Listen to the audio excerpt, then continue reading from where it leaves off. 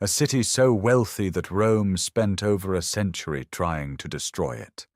A general so brilliant that his enemies studied his tactics for 2,000 years after his death. A civilization so thoroughly erased that its conquerors plowed salt into the earth where it once stood, yet could never stop writing about it. This is the story of Carthage.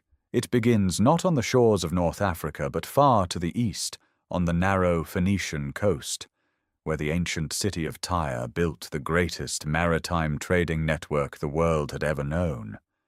From that crucible of seafaring genius, exiles sailed west around 814 years before Christ and founded a settlement they called Carthage, the new city.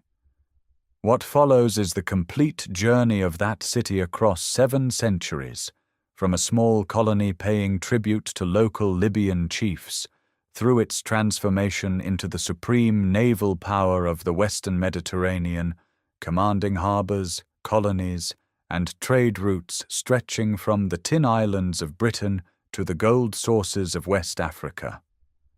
This is the story of its people, its merchants and priests, its farmers and sailors, its oligarchs and generals. It is the story of 3 devastating wars against Rome, of Hannibal crossing the Alps with elephants, of the greatest tactical victory in ancient warfare at Cannae, and of the final siege that reduced one of the ancient world's largest cities to ash and silence. And it is the story of what survived that destruction, how Carthage rose again under Roman hands, became a center of early Christianity, and how its Punic foundations still emerge from the soil beneath modern Tunis. Carthage shaped the Western Mediterranean in ways that endure to this day. The Phoenician alphabet it carried westward became the ancestor of every European script. The agricultural knowledge its scholars compiled fed Roman provinces for centuries. Its destruction became a warning that echoes through every age about the cost of imperial rivalry. If you enjoy complete journeys through the rise and fall of civilizations, subscribe so you never miss what comes next. Each week, we bring you the full story of a world that shaped history. Let us begin where the cedars meet the sea. The eastern shore of the Mediterranean lies narrow and green against the mountains of Lebanon, a strip of coastal land never more than a few miles wide, pressed between the cedar-forested heights and the sea. Here, in harbors carved from natural rock, the cities of Byblos, Sidon, and Tyre rise on promontories and offshore islands, their quays dark with pitch, their warehouses heavy with cedarwood and copper ingots, and bolts of cloth stained the color of clotted blood. For centuries before the 12th century before the Common Era, these cities existed within the gravitational pull of great empires. Egypt to the south demanded tribute and timber. The Hittite realm to the north cast its shadow across the trade routes. Mycenaean Greeks sailed eastward in their galleys, and the palace economies of Ugarit and Alalakh regulated commerce with bureaucratic precision. The Phoenician ports thrived, but they thrived as dependents, intermediaries in a world whose order was guaranteed by Bronze Age superpowers. Then that order shattered. Around 1200 before the Common Era, a catastrophe swept the eastern Mediterranean. The Hittite Empire collapsed. Mycenaean Greece fell into darkness. Egypt survived but contracted, withdrawing from its Levantine provinces. Ugarit burned and was never rebuilt. The causes remain debated: drought, famine, internal revolt. The migrations of the peoples ancient Egyptians called the Sea Peoples, but the consequences were unmistakable. The great powers that had constrained Phoenician ambition were gone. Tyre seized the moment. Situated on an island half a mile offshore, nearly impregnable to land assault, the city possessed the finest natural harbour on the Levantine coast. Under King Hiram I, who reigned from approximately 969 to 936 before the Common Era, Tyre entered its golden age. Hiram supplied cedarwood and skilled craftsmen to Solomon for the construction of the temple in Jerusalem. He expanded the island city, joining two natural islets with landfill, building new temple precincts to Melkart, the city's patron god. Tyrian ships ventured jointly with Solomon's fleet to the distant land of Ophir, returning with gold, silver, ivory, and exotic animals.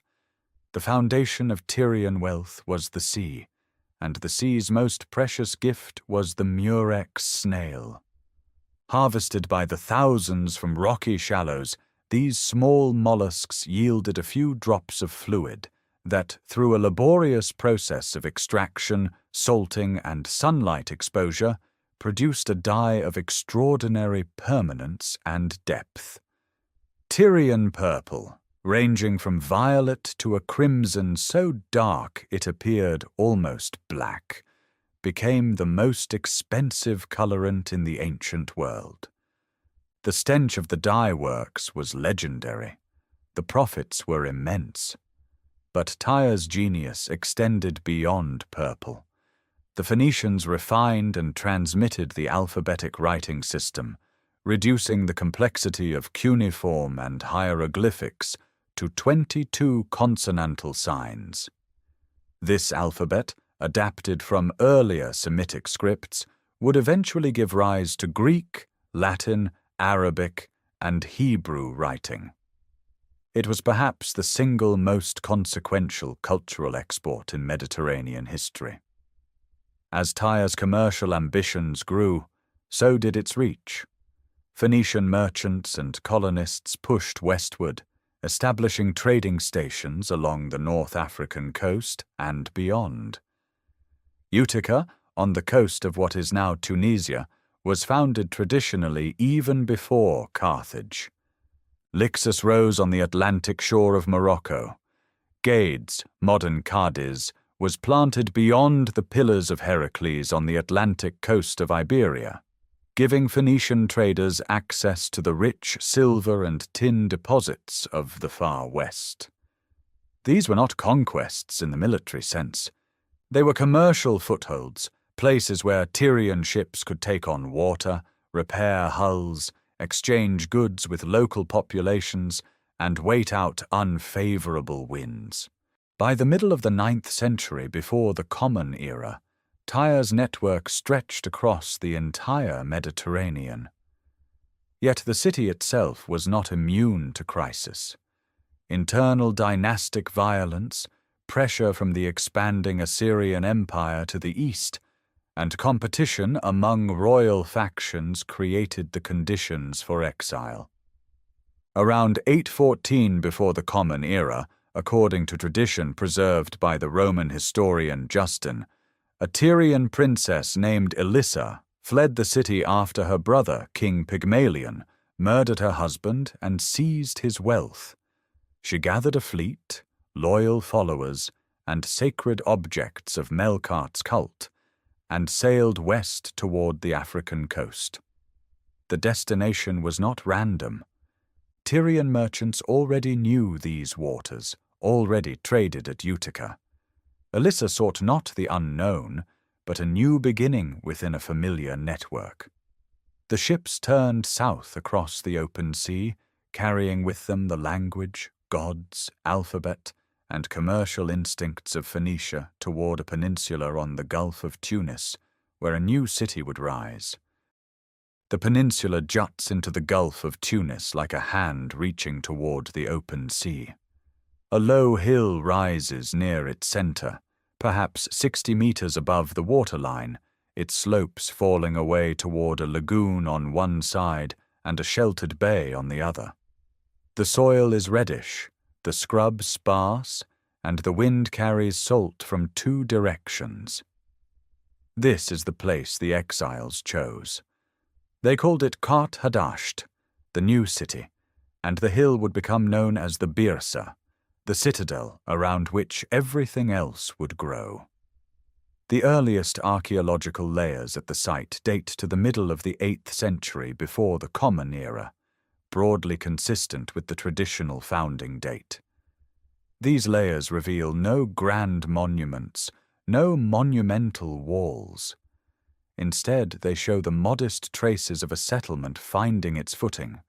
Simple rectangular structures built with rubble stone and mud brick, roofed with timber and thatch, arranged along narrow lanes that follow the contour of the hill.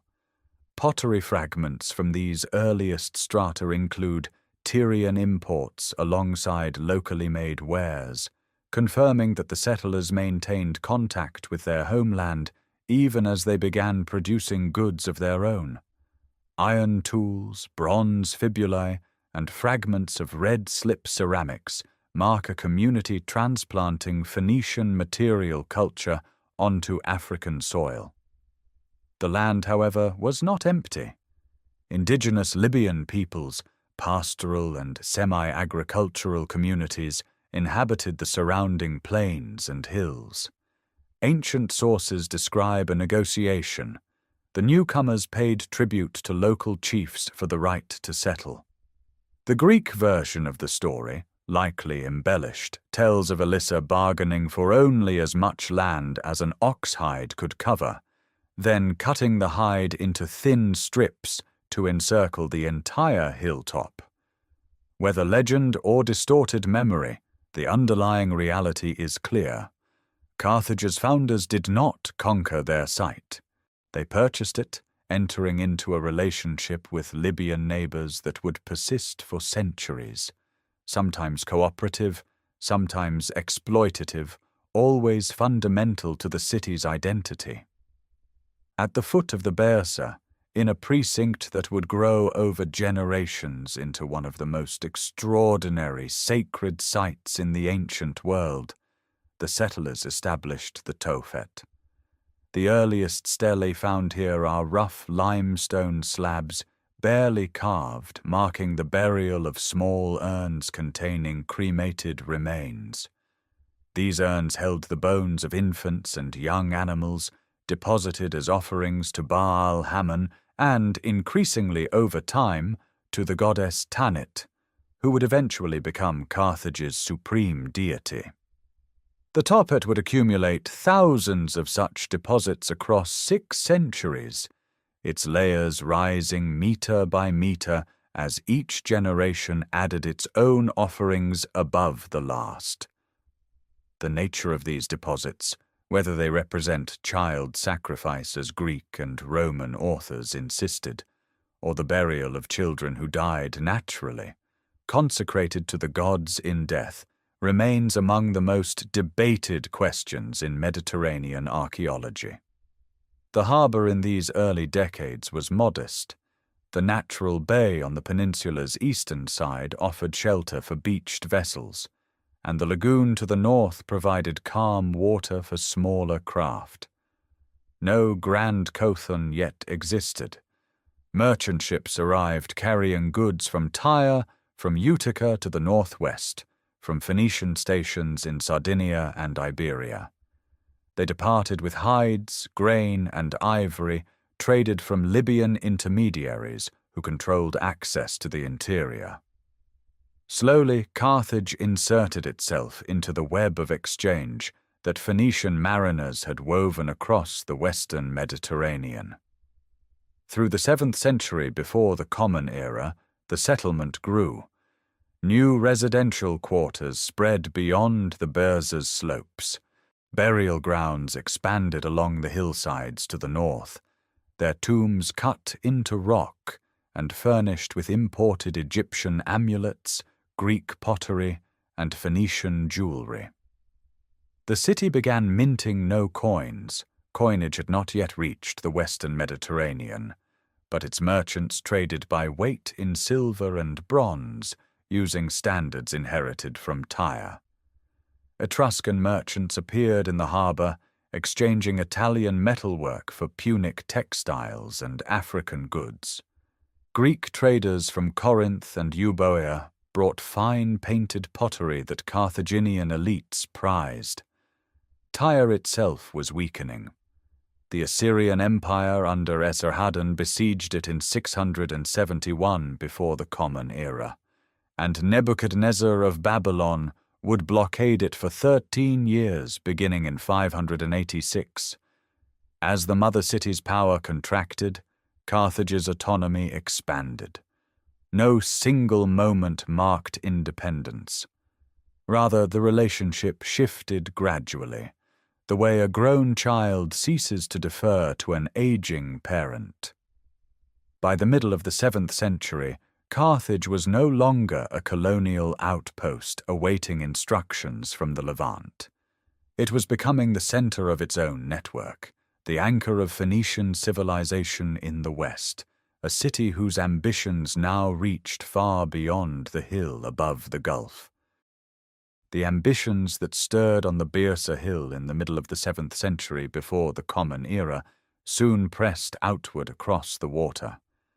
Carthage had inherited Tyre's instinct for the sea, but it now possessed something the mother city never had, a central position in the western Mediterranean, equidistant from the grain fields of Sicily, the silver veins of Sardinia, and the coastal plains of North Africa stretching toward the Pillars of Heracles. What had been a network of loosely connected Phoenician trading stations began, over the next century and a half, to harden into something closer to an empire. The instrument of this transformation was military power, and its architects were the Magonids. Around 550 before the Common Era, a general named Mago rose to dominance in Carthage, founding a dynasty that would shape the city's foreign policy for nearly a century. The details of Mago's early career remain obscure, but the pattern he established is clear. Carthage would no longer rely solely on commercial agreements and gift exchanges to secure its interests abroad. It would garrison, fortify, and when necessary, conquer. Sardinia felt this new assertiveness first. The island's interior, dotted with the ancient stone towers called nuraghe, had long resisted outside control, but its coastal settlements offered copper, lead, and silver, along with fertile lowlands suited to grain. Carthaginian forces established permanent garrisons along the southern and western coasts, building fortified stations at Nora, Sulci, Tharos, and Caralis. Indigenous Sardinian peoples were pushed inland, their resistance fierce, but ultimately contained by Punic Wars and professional soldiers. Western Sicily became the second theatre. The old Phoenician trading posts at Motia, Panormus, and Soluntum had operated for generations alongside Greek colonies in the island's east. Now Carthage bound them into a defensive network under its direct authority. Motia, a small island connected to the Sicilian mainland by a narrow causeway, was transformed into a fortress of remarkable sophistication, its perimeter ringed with walls, its harbour enclosed by a seawall, its houses packed tightly within the limited space. From these western strongholds, Carthage watched the expanding power of Greek Syracuse with growing unease. The Greeks were not the only rivals. Phocian colonists from Ionia had established Massalia on the coast of southern Gaul and were probing westward into waters Carthage considered its own. In 535 before the Common Era, a combined fleet of Carthaginian and Etruscan warships met the Phocian navy off the coast of Corsica, near a place called Eulalia. The battle was brutal and indecisive in tactical terms. The Phocians claimed victory but lost 2/3 of their ships. Strategically, however, the outcome was decisive. the Phocaeans abandoned Corsica entirely, retreating to southern Italy. The western Mediterranean was divided. Etruscans dominated the Tyrrhenian Sea's northern reaches, and Carthage controlled the passages south and west. 26 years later, in 509 before the Common Era, Carthage formalized its sphere of influence through a treaty with the young Roman Republic. The terms, preserved by the historian Polybius, reveal a Carthage confident enough to dictate where Roman merchants could and could not sail. Rome accepted these restrictions without protest, a measure of how peripheral it still was to Mediterranean power. But Sicily remained the wound that would not close. In 480 before the Common Era, Hamilcar, grandson of Mago, assembled an enormous expedition. Ancient sources claim 300,000 men. Certainly an exaggeration, though the force was vast, drawn from Libya, Sardinia, Iberia, and Corsica. He landed at Panormus and marched east toward the Greek city of Himera. There, on a single catastrophic day, the allied Greek forces under Gelon of Syracuse shattered the Carthaginian army. Hamilcar himself perished, either falling in battle or casting himself into the sacrificial flames when defeat became certain. The disaster was absolute. Carthage's western Sicilian holdings survived, but the dream of controlling the entire island died on that field.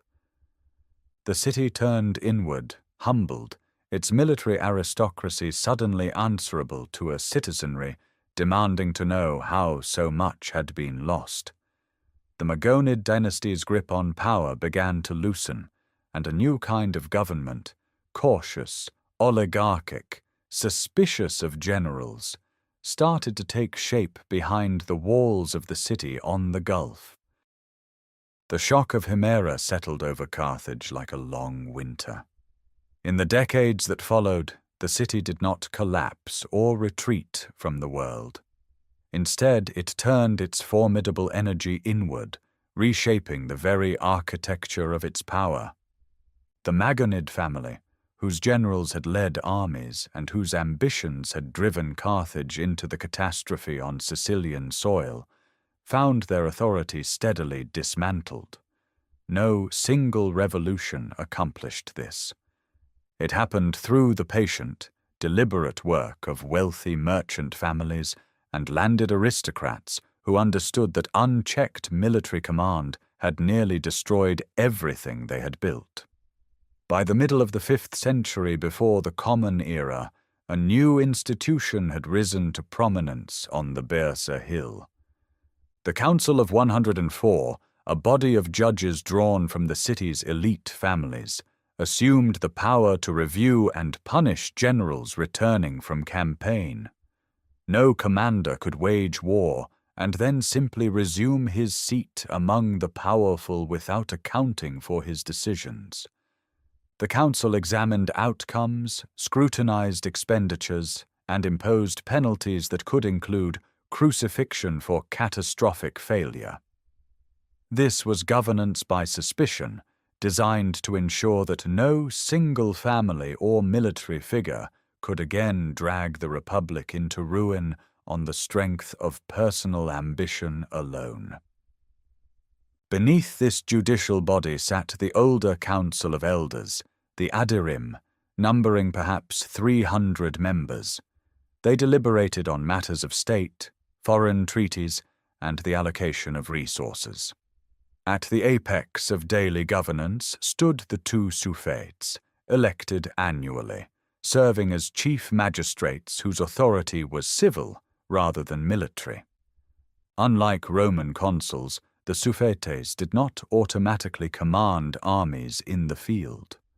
Military leadership was appointed separately, a deliberate fracture of power that kept the sword and the seal in different hands. When the suffetes and the adirim agreed on policy, their decision held. When they disagreed, the matter passed to the popular assembly, where the broader citizenry cast votes. This mechanism of appeal gave Carthage a democratic pressure valve that Aristotle, writing more than a century later, would praise in his Politics as a system that had avoided both tyranny and civil war for an extraordinary span of time. The peace that followed Himera lasted nearly 70 years, and Carthage used every one of them. The fertile Cap Bon Peninsula, jutting northeast into the Mediterranean, became the engine of a new kind of wealth. Great agricultural estates spread across its red soil, planted with olive groves, vineyards, fig orchards, and fields of wheat and barley. Punic landowners, drawing on generations of Phoenician horticultural knowledge, developed sophisticated techniques for irrigation, grafting, and soil management. A Carthaginian writer named Mago compiled this accumulated wisdom into a treatise of 28 books, a work so comprehensive that the Roman Senate would later order it translated into Latin, even as Carthage burned. Olive presses of cut stone stood in rows on hillside estates. Underground cisterns collected winter rains. Grain stores filled warehouses along the harbour front, and surplus production flowed outward to feed the city's growing trade networks. The hinterland beyond Cap Bon fell increasingly under direct Carthaginian control. Libyan communities across the Tunisian plains and the Sahel region paid tribute in grain, livestock, and military service. Libyan farmers worked Punic-owned estates. Libyan soldiers filled the lower ranks of Carthaginian armies. The relationship was extractive and often harsh, generating resentments that would surface violently in later centuries. But for now, the system held, and the wealth it produced transformed the city itself. The urban fabric thickened. Residential quarters climbed the slopes of the Barca in dense blocks of multi-story buildings, their walls plastered white, their floors laid with simple but elegant mosaics. Merchant warehouses crowded the harbour district.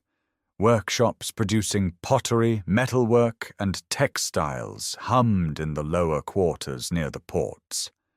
Carthage in this era was not a city at war. It was a city counting, measuring, storing, and governing.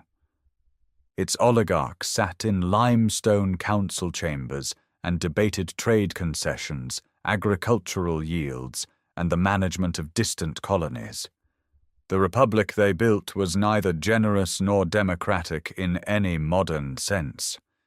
It was an instrument designed by the wealthy to protect wealth, to channel ambition through institutions rather than armies, and to ensure that the catastrophe of Himera could never be repeated. For 7 decades it succeeded. But the patience of oligarchs has limits, and the memory of humiliation runs deeper than policy. By the final decade of the 5th century before the Common Era, a new generation had risen in Carthage, men who carried the name of the defeated, and who understood that Sicily remained unfinished business. The grandson of the Hamilcar, who perished at Himera, bore the name Hannibal Barca, and he had waited decades for the moment to return. In 409 before the Common Era, a Carthaginian army landed on the western coast of Sicily. Its target was Selinus, the southernmost Greek city on the island, a prosperous colony whose massive temples rose above walls that had grown complacent in peacetime. Hannibal Barca brought siege engines, sappers, and mercenaries drawn from Iberia, the Balearic Islands, and Libya. The assault was methodical and overwhelming. Selinus fell after 9 days. Its temples were toppled, their great column drums crashing into the streets. The population was massacred or enslaved. The destruction was total and deliberate. The following year, Hannibal Barca turned north to Himera itself, the city where his grandfather had died, where Carthaginian ambition had been broken 70 years earlier. The attack carried the weight of dynastic vengeance. Himera was stormed, its defenders overwhelmed. 3,000 prisoners were executed on the site where Hamilcar had fallen. The city was razed and never rebuilt. Its stones would lie scattered across the hillside for millennia. Hannibal Barca died of plague shortly after, but the campaign continued under Hamilcar, who pressed eastward with enormous forces. In 396 before the Common Era, Hamilcar reached the walls of Syracuse itself, the greatest Greek city in the western Mediterranean. His army encamped in the marshy lowlands south of the city, and their catastrophe struck, not from Syracusan swords but from disease. Plague swept through the Carthaginian camp with devastating speed, killing thousands. The army disintegrated. Hamilcar negotiated a secret escape for himself and his Carthaginian citizens, abandoning his Libyan and mercenary troops to their fate. Upon returning to Carthage, broken and disgraced, Hamilcar starved himself to death. The pattern repeated with agonizing consistency. Carthage could project enormous military power across the sea, but it could not hold what it seized in eastern Sicily. The tyrant Dionysius I of Syracuse proved a relentless adversary. In 397, he struck at Motia, the ancient Phoenician island fortress off Sicily's western coast, connected to the mainland by a narrow causeway. Dionysius besieged and captured the city, destroying it utterly. Carthage responded by founding Lilybaeum on the western tip of Sicily, a new fortress city with walls of extraordinary thickness, positioned on a promontory overlooking the sea. Lilybaeum would prove nearly impregnable for centuries. The wars against Dionysius ground on through the 380s and 370s, campaigns of raid and counter-raid, treaty and betrayal. Neither side could deliver a decisive blow. Syracuse controlled the east. Carthage held the west. Between them, the interior of Sicily became a devastated borderland. Eventually, a boundary crystallized along the Halicus River, dividing the island into two spheres. West of the river, Punic garrisons manned fortified towns. East of the river, Greek cities looked to Syracuse. The cost was staggering. Carthage had poured tens of thousands of soldiers into Sicily across 3 generations of intermittent warfare. Many were mercenaries whose loyalty lasted only as long as payment. The plague losses alone may have exceeded the battlefield dead. And yet the strategic outcome was a stalemate. Carthage held its western Sicilian possessions, its trading stations, its access to the island's grain and timber, but the dream of dominating all of Sicily had died in the marshes outside Syracuse.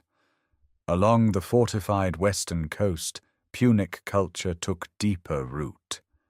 Lilybaeum's massive sandstone walls enclosed temples to Tanit and Baal Hammon, warehouses stacked with amphorae, and a harbour that served both warships and merchant vessels. Panormus and Solus remained Carthaginian strongholds. The western third of Sicily became, in effect, an extension of Punic North Africa, Phoenician speech in the markets, Punic gods in the sanctuaries, Carthaginian magistrates dispensing justice. The Republic had returned to Sicily and paid in blood and plague for a partial victory. The island remained divided, the Greek East unconquered, and the fundamental question unresolved. Carthage could dominate the sea lanes and hold fortified coasts, but it could not crush a determined land power fighting on its own territory. That lesson, purchased at such terrible cost against Syracuse, would acquire far greater significance when a new power from the Italian mainland turned its gaze toward the same contested shore. While generals bled in Sicily and admirals counted their dead, the city they served continued to grow. By the 4th century before the Common Era, Carthage had become one of the largest urban centers in the Mediterranean world, its population swelling toward 300,000 or perhaps beyond. The peninsula that had once held a modest hilltop settlement now teemed with life pressed into every available space, residential quarters climbing the slopes of the Barca, commercial districts crowding the waterfront, and industrial zones spreading along the southern lagoon shore where the smoke of kilns and furnaces drifted across the rooftops. The residential architecture reflected this density. Buildings rose to 5 and 6 stories, their walls of sandstone and mud brick plastered white against the North African sun. Narrow streets ran between them, barely wide enough for a laden donkey. Inside, homes opened onto central courtyards where cisterns collected rainwater channeled from the roofs, an engineering necessity in a city that lacked a major river. Mosaic floors appeared in wealthier houses, and walls bore painted stucco in reds and ochres. The ground floors often served as shops or workshops, while families lived above, their rooms furnished with low wooden couches, ceramic lamps, and storage jars for oil and grain. At the heart of Carthaginian identity stood religion, and at the heart of religion stood the sanctuary known to modern archaeology as the Tophet. This open-air precinct, located near the harbors in the southern quarter of the city, contained thousands of small limestone stelae marking the burial places of ceramic urns. Within those urns lay the cremated remains of very young children and, in many cases, of lambs or kids. The stelae bore carved symbols, the sign of Tanit, a triangular figure with outstretched arms and a disc for a head, and dedications to Tanit face of Baal and to Baal Hammon himself, the chief male deity of the Punic pantheon. Greek and Roman writers, Diodorus Siculus and Plutarch among them, described the ritual sacrifice of children to these gods, claiming that aristocratic families offered their firstborn in times of crisis. The archaeological evidence is ambiguous. Some scholars interpret the Tophet as a cemetery for children who died of natural causes and were consecrated to the gods in death. Others note the predominance of neonatal and infant remains, the ritual context, and the ancient literary testimony, and conclude that at least some form of child sacrifice occurred. The debate remains unresolved, but the Tophet itself is undeniable, a sacred space maintained for centuries, accumulating layer upon layer of urns and stelae from the 8th century through the fall of the city. Beyond the Tophet, Carthaginian religious life encompassed temples to Eshmun, the healing god whose sanctuary crowned the Barca hill, and to Astarte, Melkart, and lesser deities inherited from Phoenician tradition. Priests formed a distinct social class. Festivals marked the agricultural calendar and the rhythms of maritime trade. The city's workshops produced goods of remarkable sophistication. Jewelers worked gold into fine, granulated ornaments. Potters shaped terracotta masks with exaggerated features. Grinning, grimacing faces that may have served apotropaic purposes in tombs or sanctuaries. Textile workers processed murex-dyed wool and linen, continuing the Tyrian tradition of purple cloth that remained among the most valuable trade commodities in the ancient world. Glassmakers, ivory carvers, and metal workers in bronze and iron all contributed to an economy that blended local production with long-distance commerce. Carthage was profoundly cosmopolitan. Libyan farmers worked the estates of the hinterland and served in the city's armies. Greek artisans and merchants lived within the walls, their pottery styles influencing local production. Italians, Iberians, Sardinians, and Egyptians passed through the harbors or settled permanently. Slaves drawn from war captives and the broader Mediterranean trade performed domestic labor, worked in agriculture, and rowed in the fleet. Women of elite families held property and made religious dedications in their own names, as Tophet Stelae attest, though political office remained closed to them. This was the city that sustained the wars, financed the fleets, and rebuilt after every catastrophe. Its wealth derived not from conquest alone, but from the daily labor of craftsmen, the calculated risks of merchants, and the agricultural surplus of estates stretching across the Cap Bon Peninsula, where Mago's treatise guided the cultivation of olives, vines, and grain. The city of Tanit was more than a military power.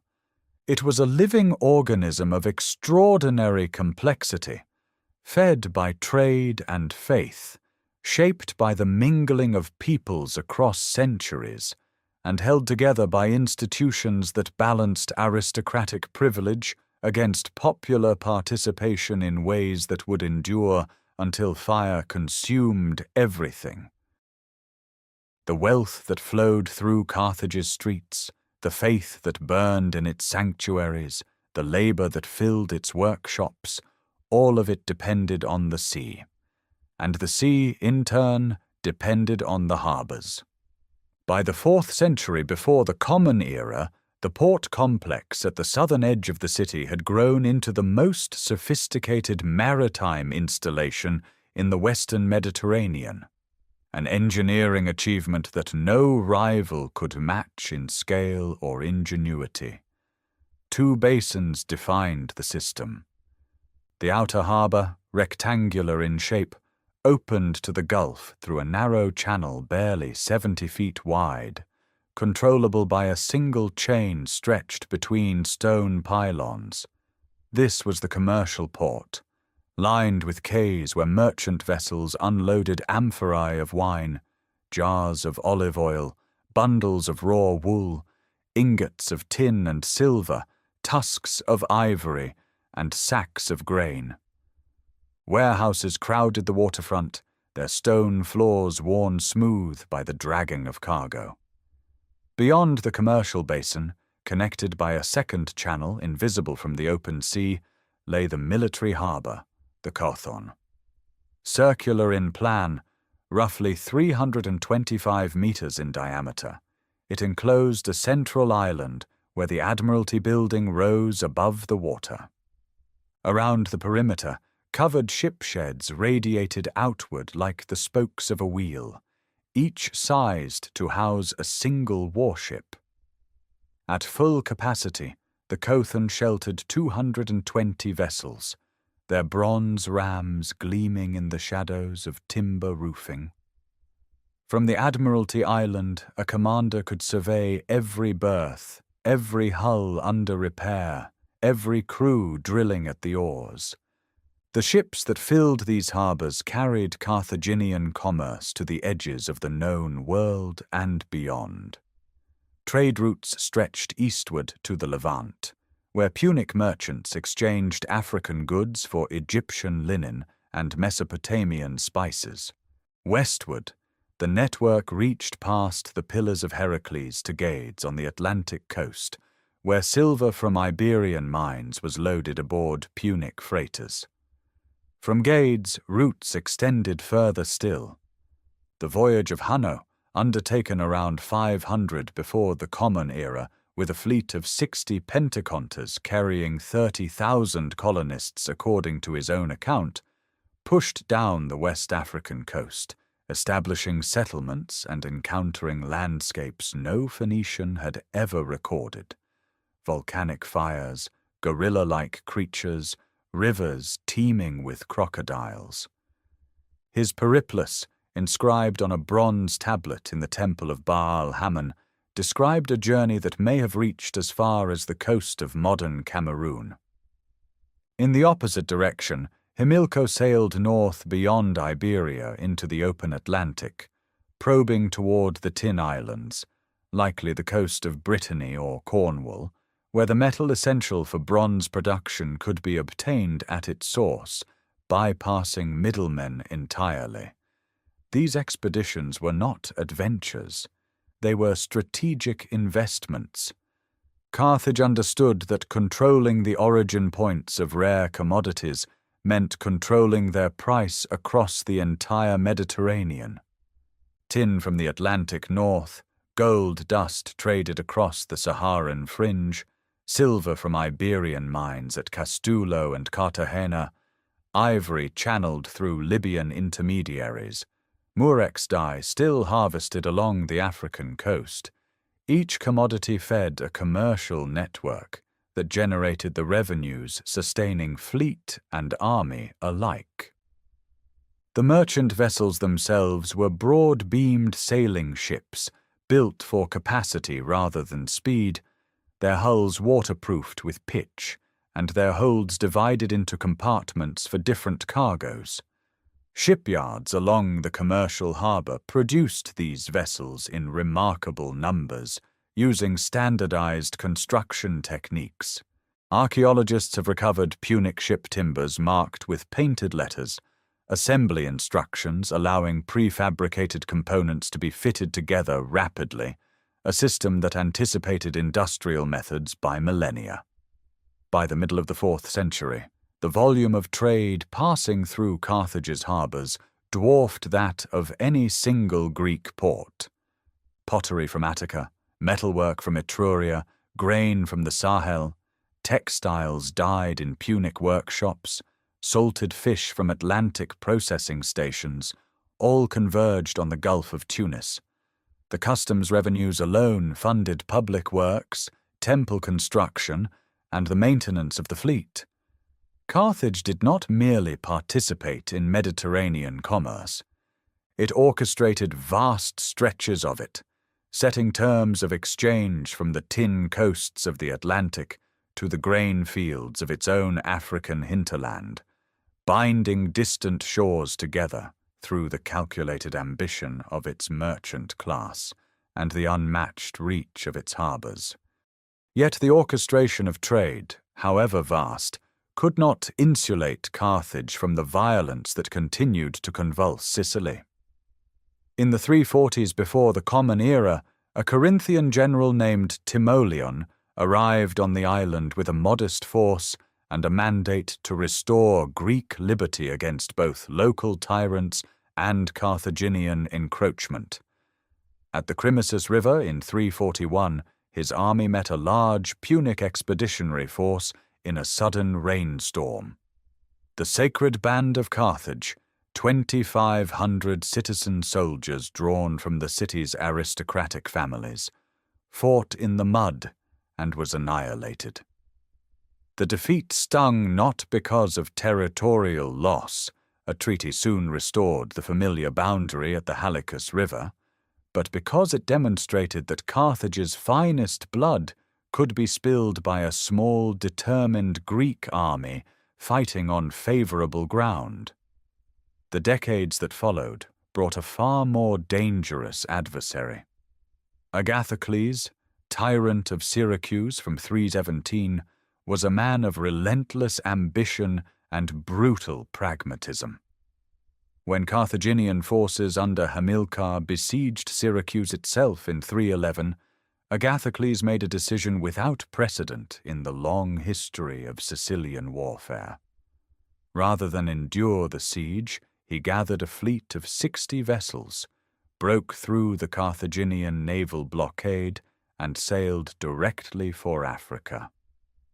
In August of 310 before the Common Era, his ships beached on the Cap Bon Peninsula, within sight of Carthaginian territory.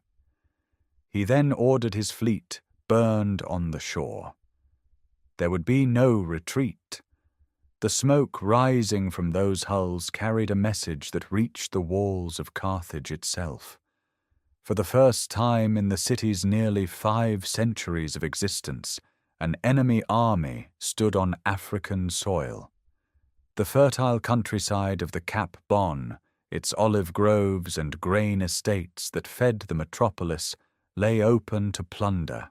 Agathocles moved swiftly, seizing the towns of Megalopolis and White Tunis, cutting supply lines, and rallying Libyan subjects who chafed under Carthaginian taxation. The psychological shock was immense. Citizens who had known war only as something that happened overseas now watched refugees streaming through the gates. Carthage mobilized. Hanno and Bomilcar, appointed joint commanders, assembled a force that outnumbered the invaders significantly.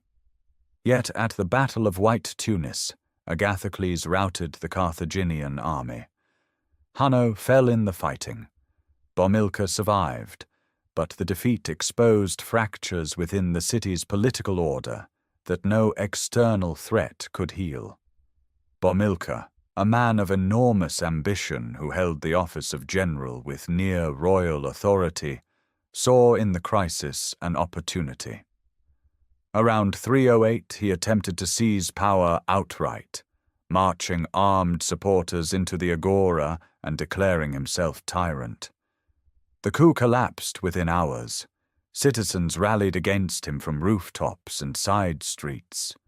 Bomilcar was captured, tortured, and executed in the public square, his body displayed as a warning against monarchical ambition. The Republic survived, but the episode revealed how thin the line between oligarchic order and autocratic seizure had become. Meanwhile, Agathocles' campaign in Africa ground forward without achieving a decisive result. He won battles, ravaged farmland, and attracted Libyan defectors, but he could not breach Carthage's massive triple wall, a fortification stretching across the isthmus that protected the city from landward assault. By 307, his position deteriorated. Reinforcements failed to arrive. His Libyan allies proved unreliable. He slipped away by ship, abandoning his army to surrender and destruction. The African War was over. Carthage had survived, but the scars ran deep. The ease with which an invader had ravaged the homeland exposed the vulnerability of a power that depended on mercenary armies and distant campaigns. The Bomilcar affair demonstrated that internal cohesion could fracture under pressure, and the pattern of Sicilian entanglement continued. When Pyrrhus of Epirus arrived in Sicily in 278 before the Common Era, driving Carthaginian garrisons from nearly every stronghold on the island, only his own arrogance and the resistance of Lilybaeum's defenders prevented total expulsion.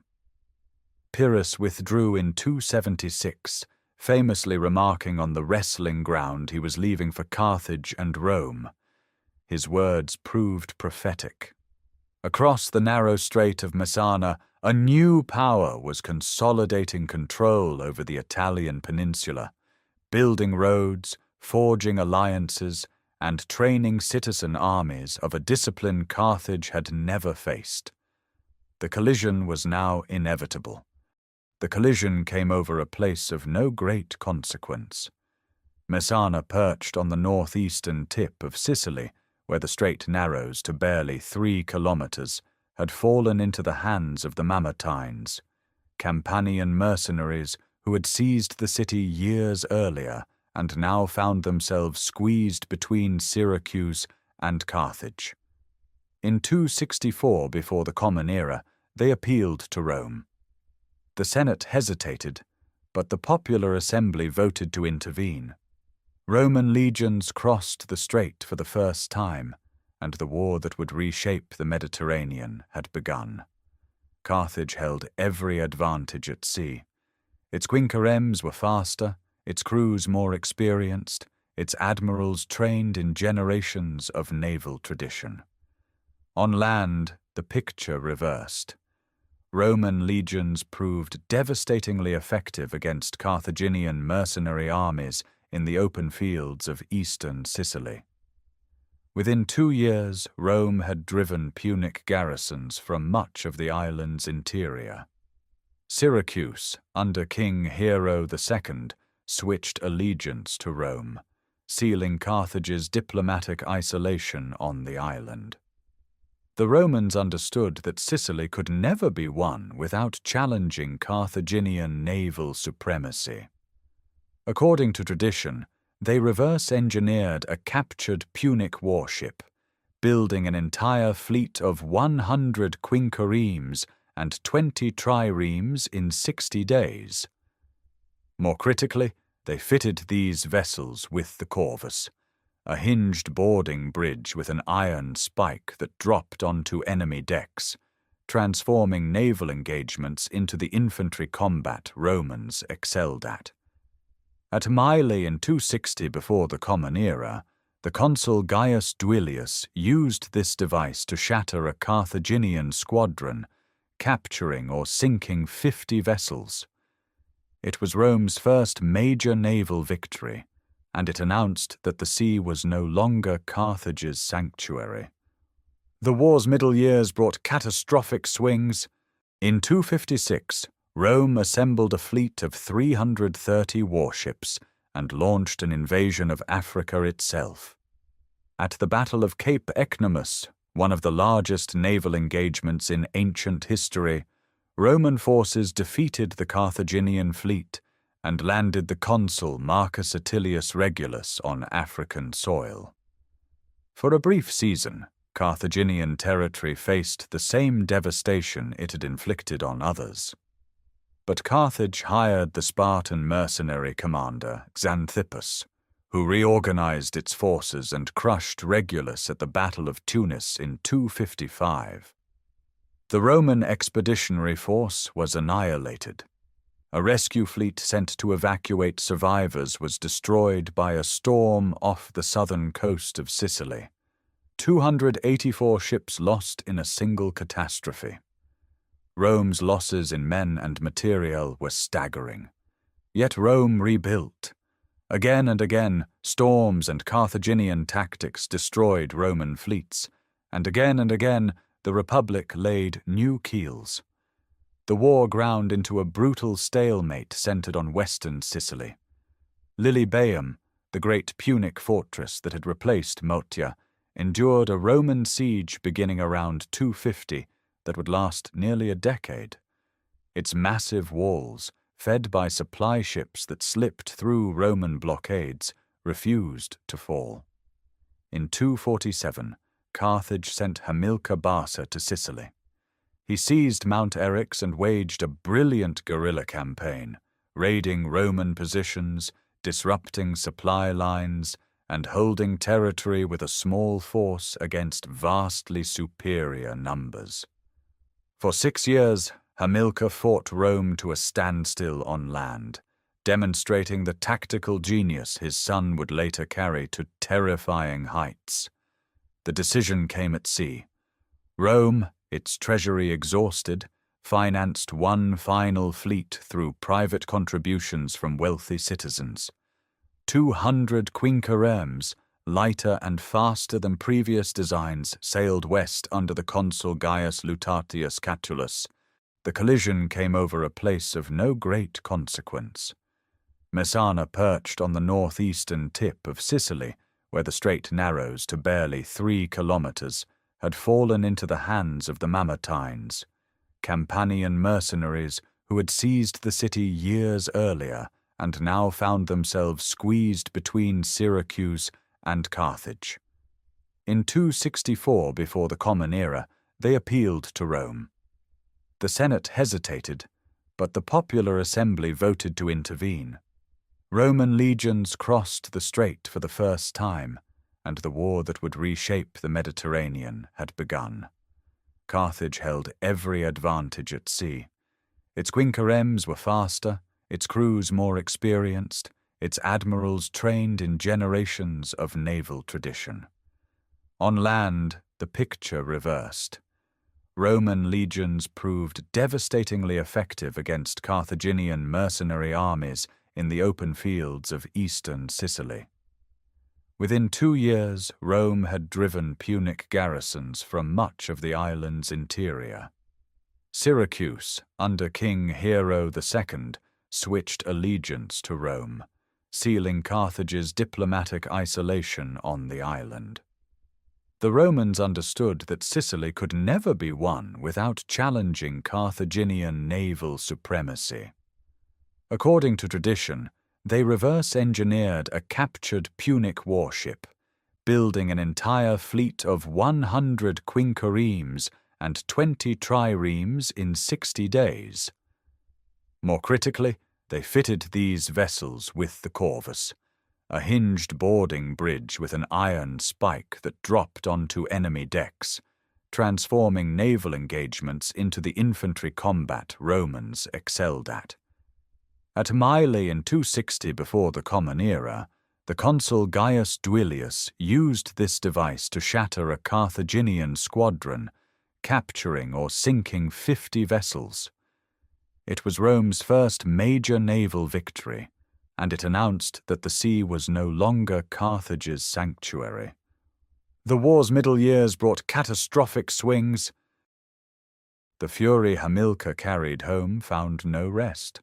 The mercenaries who had fought Carthage's war in Sicily, Libyans, Iberians, Gauls, Campanians, Greeks, 20,000 strong, were ferried back to Africa in small detachments, each group expected to collect its pay and disperse.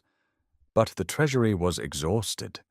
The indemnity owed to Rome consumed what remained. Detachment after detachment arrived in Carthage, and the Senate, hoping to negotiate reduced terms, delayed payment and directed the soldiers to gather at the inland town of Sicca. There, with nothing to do but brood, the mercenaries' resentment curdled into rage. By late 241 before the Common Era, the assembled soldiers marched on Carthage itself. They encamped at Tunis, barely 15 kilometers from the city walls. Their numbers swelled as Libyan subjects, long burdened by wartime taxation that had claimed half their harvests, joined the revolt. 2 leaders emerged. Spendius, a runaway Campanian slave who knew that Carthaginian victory meant his crucifixion, and Mathos, a Libyan who channeled the fury of the indigenous population. Together they commanded a force that soon exceeded 70,000. Carthage found itself besieged by its own army. The initial commander, Hanno, proved unable to coordinate effective resistance. His supply columns were ambushed, his elephants neutralized. The Senate had no choice but to recall Hannibal Barca, the one general the mercenaries feared. Hamilcar took the field with barely 10,000 men and a corps of war elephants, employing mobility and deception against a numerically superior enemy. He broke out of the city's immediate hinterland by crossing the Bagradas River at an unexpected ford, then began isolating rebel detachments one by one. The war that followed earned its ancient name, the Truculus War, a conflict without conventions, without prisoner exchanges, without mercy. Captured Carthaginian officers were tortured and crucified. Hamilcar responded by trampling prisoners beneath his elephants. Spendius and Mathos mutilated the body of the captured General Gisco and 700 Carthaginian prisoners, severing their hands and breaking their legs before casting them into a pit. The violence spiraled beyond anything the Western Mediterranean had witnessed. Hamilcar's decisive stroke came at a defile the ancients called the Sore, a narrow gorge, likely in the Bagradas Valley, where he trapped a large rebel force. Cut off from water and resupply, the mercenaries were starved into consuming their prisoners, then their dead. When Hamilcar finally closed the trap, the slaughter was total. Spendius was captured and crucified within sight of Tunis. Mathos held out longer, but was taken in 238 before the Common Era, paraded through Carthage, and tortured to death. The state survived, but barely. And while Carthage bled, Rome struck. In 237, exploiting a minor dispute, Rome seized Sardinia and Corsica, territories Carthage had held for centuries, and imposed an additional indemnity of 1,200 talents. The seizure was naked opportunism, acknowledged as unjust even by the Roman historian Polybius. Carthage, too weakened to resist, swallowed the humiliation. Hamilcar's answer was Iberia. In 237 before the Common Era, he crossed to southern Spain with a small army and his 9-year-old son Hannibal. Over 8 years, he conquered the southeastern coast and its interior, securing the vast silver mines that would rebuild Carthaginian finances.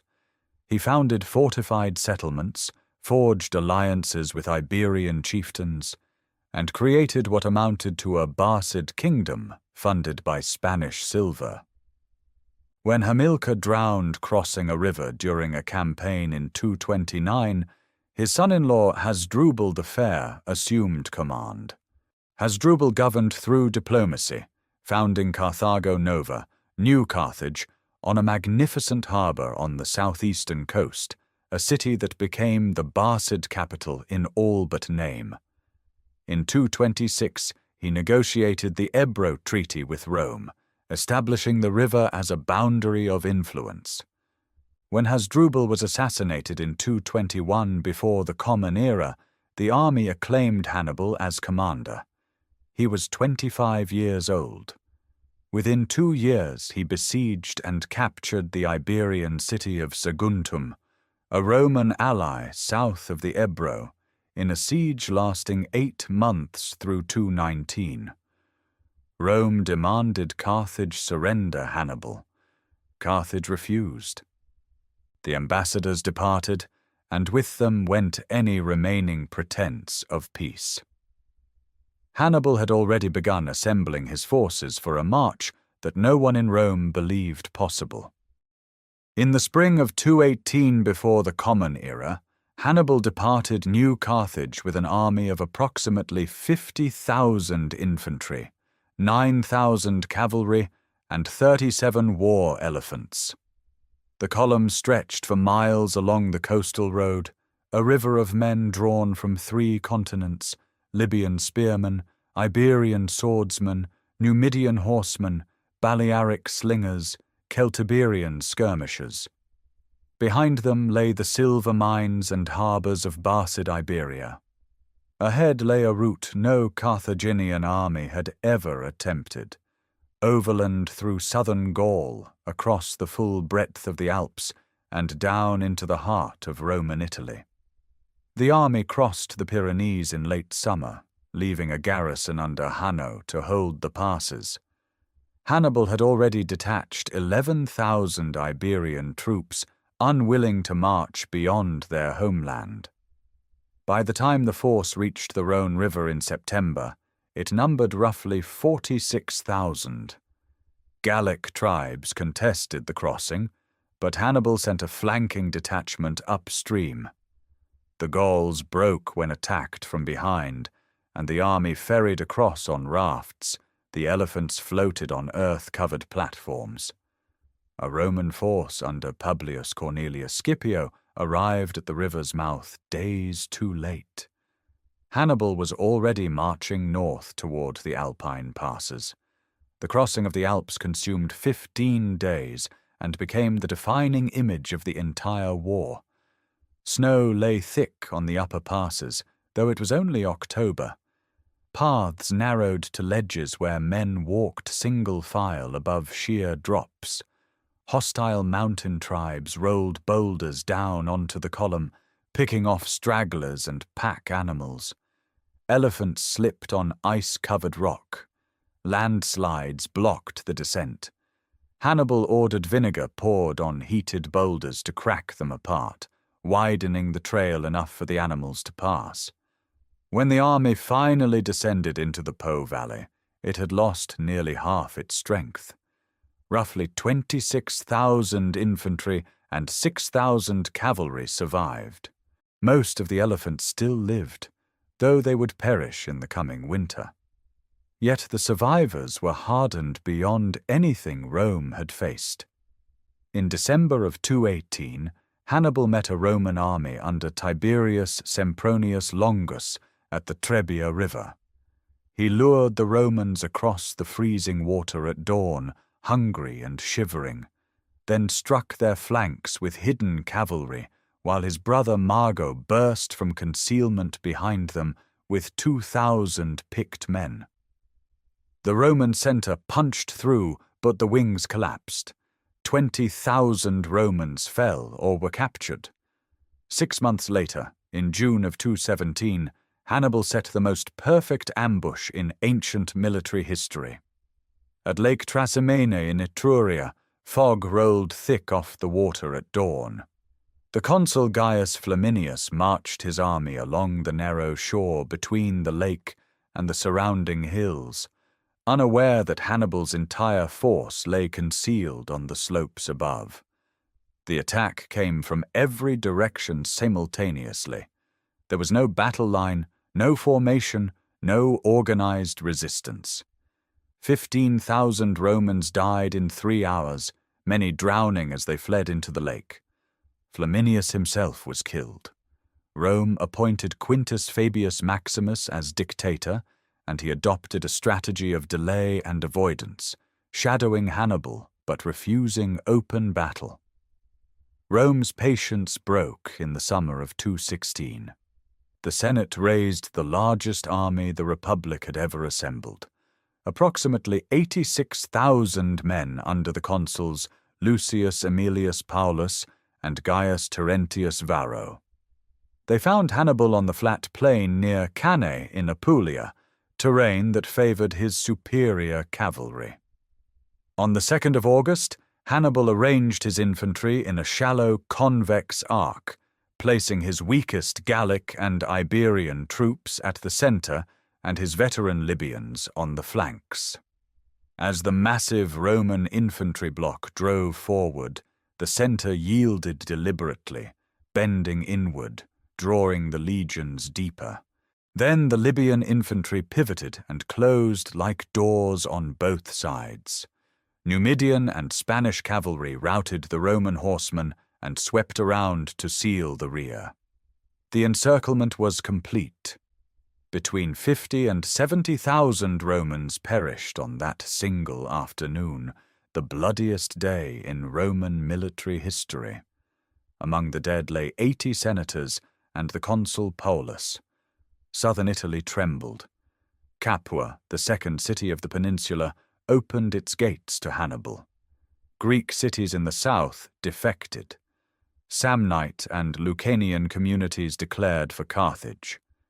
For a brief season, it appeared that Rome's confederation of Italian allies, the true foundation of its power, might shatter entirely. But the shatter never came. Rome refused to negotiate. Even after Cannae, even with 80 senators dead in the dust, the Senate declined every overture Hannibal extended. The Republic absorbed the catastrophe and adapted. Quintus Fabius Maximus, whose cautious strategy of avoidance had been mocked before Cannae, now became the model for Roman survival. No more pitched battles against Hannibal on open ground. Instead, Roman armies shadowed the Carthaginian force, harassing foragers, cutting supply lines, recapturing defecting towns one by one. The strategy was unglamorous, grinding, and devastatingly effective. Hannibal held southern Italy, but he could not take Rome itself. The city's walls were too strong, its central Italian allies too loyal, its reserves of manpower too deep. Each year fresh legions marched south, while Hannibal's veterans aged, and his reinforcements dwindled to a trickle. Carthage sent what it could, but the western Mediterranean was no longer a Punic lake. The Senate in Carthage, divided between Barcid supporters and cautious oligarchs, never committed the full resources the Italian campaign demanded. Meanwhile, Rome struck at the periphery. Syracuse, which had allied with Carthage after the death of Hiero II, fell after a brutal siege lasting from 213 to 211 before the Common Era. The great mathematician Archimedes perished in the sack. Sicily was secured. In Iberia, the young Publius Cornelius Scipio landed in 210 and executed a masterstroke the following year, storming New Carthage itself in a single day, seizing its treasury, its hostages, and its harbor. The Barcid Empire in Spain began to collapse. By 206, after victories at Becula and Ilipa, Scipio had driven Carthaginian power from the peninsula entirely. The critical blow fell at the Metaurus River in 207. Hasdrubal Barca, Hannibal's brother, had crossed the Alps with a fresh army and marched south to join him. Roman intelligence intercepted his dispatches. The consul Gaius Claudius Nero force-marched north, combined his legions with those of Marcus Livius Salinator, and crushed Hasdrubal's army before Hannibal knew his brother had reached Italy. Hasdrubal died fighting. The Romans hurled his severed head into Hannibal's camp. In that moment, Hannibal understood that no reinforcement would ever arrive. For 6 more years he held his shrinking enclave in Bruttium, the toe of the Italian peninsula, his army a diminishing band of veterans and local recruits, undefeated in the field but strategically irrelevant. The war had moved beyond him. Scipio, now armed with consular authority and burning ambition, landed in Africa in 204 before the Common Era with an army of roughly 25,000. He burned the camps of Hasdrubal son of Gisco and the Numidian king Sephax in a devastating night assault, then defeated their combined forces at the Battle of the Great Plains. Massinissa, the dispossessed Numidian prince who had allied with Rome, provided the superb cavalry Scipio needed. Carthage, its African defenses shattered, recalled Hannibal from Italy. He came home in 203, setting foot on African soil for the first time in 36 years. The army he brought was a shadow of the force that had crossed the Alps. At Zama, southwest of Carthage, in October of 202, the two greatest commanders of the age met. Hannibal deployed 80 war elephants in his front line, but Scipio had prepared. Roman trumpets and horns panicked the animals. Lanes opened in the Roman formation, channeling the elephants harmlessly through. The infantry lines clashed in a prolonged and savage struggle, but Massinissa's Numidian cavalry, returning from pursuit, struck the Carthaginian rear. The envelopment that Hannibal had perfected at Cannae was turned against him. The Carthaginian army broke. 20,000 lay dead on the field. Hannibal escaped to Hadrumetum, then to Carthage, where he advised the Senate to accept whatever terms Rome offered. The terms were annihilating. Carthage surrendered all territory outside its African heartland. Its fleet was reduced to 10 warships. An indemnity of 10,000 talents of silver was imposed over 50 years. Carthage could wage no war without Roman permission. The western Mediterranean now belonged entirely to Rome. Hannibal, undefeated for 15 years on Italian soil, had lost the war on his own. The peace that followed Zama was not peace at all. It was a cage built of clauses, and Carthage learned to breathe inside it.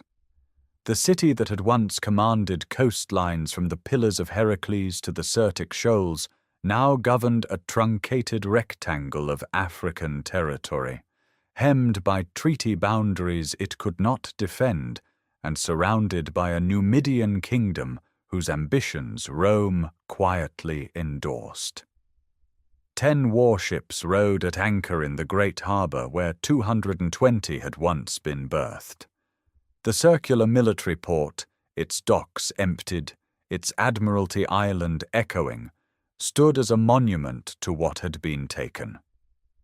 And yet the rectangular commercial harbour remained full. Merchant vessels still loaded amphorae of olive oil, salted fish, garum, dyed textiles, and grain. The economy of Carthage, stripped of empire, turned inward and flourished with a tenacity that unsettled Rome more than any fleet could have. Hannibal himself drove the first phase of recovery. Elected suffets in 196 before the Common Era, he attacked the corruption that had calcified within the oligarchic administration. The Council of 104, long accustomed to skimming revenues and shielding aristocratic tax evasion, found its privileges challenged. Hannibal reformed the collection system, demonstrating that Carthage could service its enormous indemnity, 10,000 talents over 50 years, without crushing its citizens, provided the wealthy paid their share. The reforms worked. Within a decade, Carthage offered to pay the entire remaining balance in a single installment. Rome, alarmed by this demonstration of resilience, refused the early payment. A debtor Carthage was a controllable Carthage. But Hannibal's domestic enemies, allied with Roman interests, denounced him to the Senate in Rome as conspiring with Antiochus III of the Seleucid Empire. In 195, faced with a Roman commission sent to investigate, Hannibal fled Carthage by night. He would spend the remaining dozen years of his life in eastern courts, advising Antiochus, then Prusias of Bithynia, never returning to the city he had fought to save. He took poison around 183, dying in exile. Carthage endured without him. The agricultural hinterland of the Cap Bon Peninsula and the Sahel produced olive oil and grain in staggering quantities. Mago's treatise on farming, composed generations earlier, had codified techniques that now sustained an intensified rural economy. Estates spread across the fertile plains, worked by Libyan tenant farmers and slaves, feeding both the city and its remaining export markets. The population recovered, perhaps reaching several 100,000. New construction filled the residential quarters. 6-story buildings rose along narrow streets. Cisterns captured rainwater. Workshops produced pottery, metalwork, and textiles for trade that still reached Iberia, the Aegean, and Egypt. Yet every year the cage tightened. Massinissa, king of a unified Numidia, understood that Rome's treaty forbade Carthage from waging war without permission. He exploited this paralysis methodically. His cavalry raided Punic farmland along the western and southern borders. He seized the fertile Emporia district along the Lesser Syrtis. He annexed the Great Plains south of the Megerda Valley. Each time Carthage appealed to Rome for arbitration, Roman commissions arrived, deliberated, and ruled in Massinissa's favor, or simply left the matter unresolved.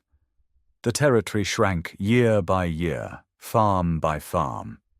In 153, a Roman senatorial embassy visited Carthage. Among its members was Marcus Porcius Cato, then in his 80s. What Cato saw disturbed him profoundly. The city was wealthy, its harbour busy, its markets thriving, its granaries full. He returned to Rome, carrying fresh figs from Carthaginian orchards, displaying them in the Senate, to demonstrate how close this recovered power lay. Barely 3 days' sail. From that moment, Cato ended every speech, regardless of its subject, with the same declaration: Carthage must be destroyed. The provocation was deliberate and patient. Massiniss's encroachments continued. By 151, Carthage had lost roughly half the territory it retained after Zama. When Carthaginian forces finally struck back against Numidian raids without Roman permission, they suffered a devastating defeat and handed Rome the legal pretext it had been cultivating for decades. The treaty had been violated. Carthage had waged unauthorized war. In the Senate, the faction that had long demanded annihilation found its justification at last. Across the water, in the shadow of the Byrsa, a city that had rebuilt itself from ruin sensed with terrible clarity what was coming. The Roman Senate declared war in 149 before the Common Era, but the killing had already begun in the minds of men who had rehearsed this moment for years. Carthage, desperate to avert catastrophe, sent envoys offering unconditional surrender. Rome accepted, and then began issuing demands in sequence, each more devastating than the last.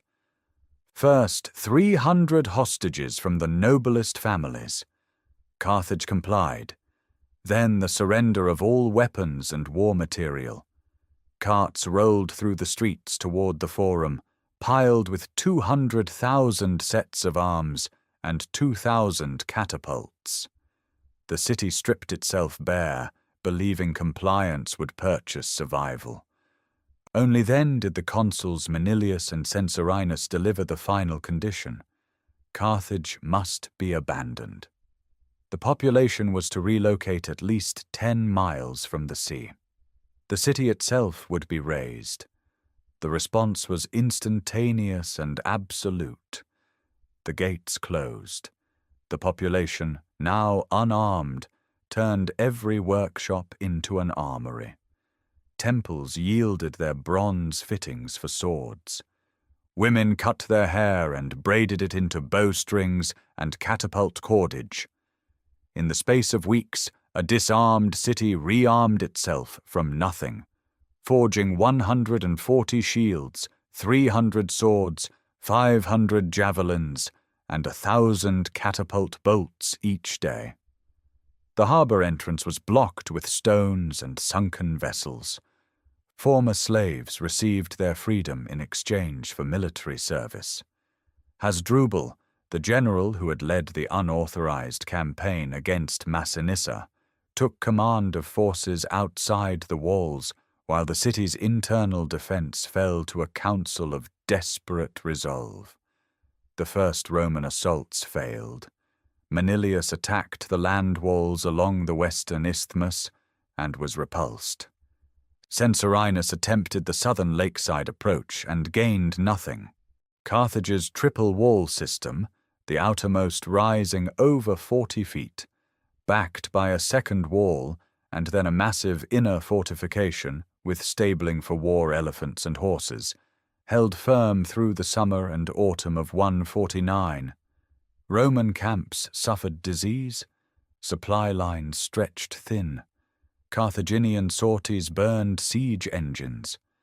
For 2 years the war ground on with little Roman progress, a humiliation that echoed badly in the Senate. Everything changed with the arrival of Scipio Aemilianus, grandson by adoption of the great Africanus.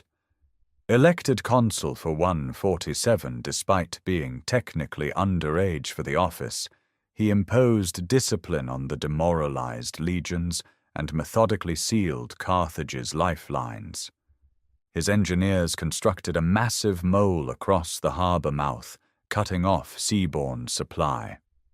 When Carthaginian workers dug a new channel from the military port to the open sea, an astonishing feat completed in secret, Scipio's fleet engaged the emerging Punic ships and drove them back.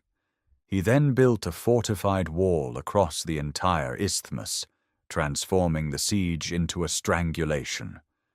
By the spring of 146, famine had hollowed the city. Scipio launched the final assault through the commercial harbour, his troops breaching the quay walls and fighting into the dense residential quarters that climbed toward the Byrsa. The streets were narrow. The buildings rose 6 stories high. Carthaginian defenders fought from rooftops, hurling stones and burning pitch onto the advancing columns. Roman soldiers cleared each block by setting fires and pulling down structures with hooks and ropes. For 6 days the fighting continued, block by block, story by story, the living stumbling over the dead in passageways choked with ash and rubble. On the 7th day, the Byrsa fell. 50,000 survivors, men, women, children, emerged from the citadel and were taken into slavery. Hasdrubal surrendered at Scipio's feet. His wife, watching from the burning temple of Eshmun atop the hill, reportedly cast herself and her children into the flames rather than submit. The fire burned for 17 days. When it was done, Scipio ordered the ruins ploughed and the site formally cursed, though the later tradition that salt was sown into the earth is likely a medieval embellishment. The territory of Carthage became the Roman province of Africa. The city that had commanded the western Mediterranean for nearly 7 centuries was reduced to a field of carbonized rubble and shattered masonry on a silent peninsula. Scipio himself, watching the flames, is said to have wept, not for Carthage, but from the recognition that Rome, too, would someday face such an end. The ashes cooled, the harbour silted. The Byrsa stood empty against the African sky, holding nothing but the memory of what had been built there, and what it had cost to destroy it. For 23 years the peninsula lay abandoned. Weeds colonized the cracked foundations of the Byrsa. Rain pooled in the depressions where the Carthon harbours had been, and fishermen from nearby Tunis avoided the cursed ground. Yet the silence could not hold. In 122 before the Common Era, the tribune Gaius Gracchus proposed a colony on the site, naming it Junonia. 6,000 settlers received allotments, but political enemies in Rome declared the venture ill-omened, citing wolves that supposedly tore up the boundary markers.